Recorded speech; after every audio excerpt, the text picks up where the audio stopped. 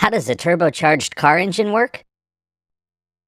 Air can either enter the engine under the influence of atmospheric pressure at the moment when the piston moves and increases the volume of the chamber, or be supplied with the help of a special compressor. In the second scenario, there will be more oxygen in the engine, and therefore it will be able to produce more power. An impeller, compressor wheel, is installed in the compressor. When rotating, the blades of the impeller force air to move.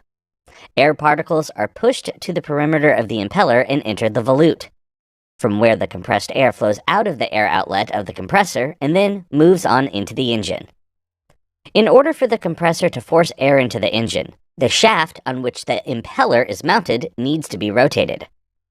There are various ways this can be organized. The first way is for a pulley to be installed in the engine shaft so that a belt drive can transfer the rotation to another pulley mounted on the compressor shaft. The second way is called turbocharging. It is based on the utilization of residual energy from the exhaust gas flow. For this energy to be used, a turbine is necessary. Inside a turbine, the opposite happens. The moving gas causes the wheel to rotate.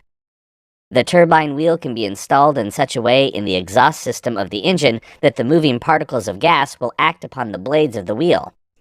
As a result of this action, the wheel will rotate. Then, if the turbine wheel is connected to the compressor, this creates a turbocharging system. In this case, the compressor wheel will be made to rotate by the turbine. So, how does an entire turbocharged engine work? First, the cylinder is filled with a mixture of fuel and air. When the preset compression ratio is reached, the mixture ignites, expands, and causes the piston to move downward, rotating the crankshaft. The exhaust gases are then forced out of the cylinder by the piston and moved towards the turbine. The particles of gas act upon the blades of the turbine wheel, causing it to rotate.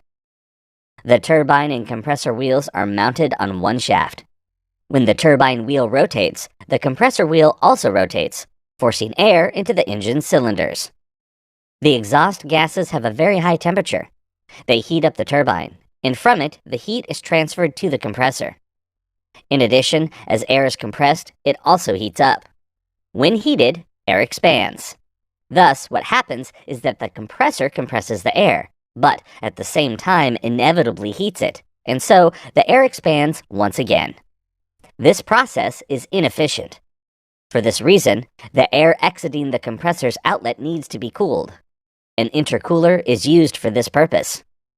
An intercooler is a heat exchanger. There are two types of intercoolers: air-to-air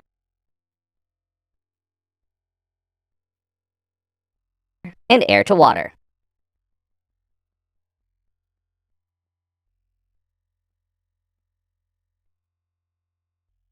The manufacture and operation of a turbocharger is costly. When a turbine is used, the back pressure in the exhaust line increases. But the benefits of the additional power from using a turbocharger can be much more significant than the associated costs. Turbocharging is most effective in high-power engines, but recently it has also been used in low-power engines to make them budget and environmentally friendly.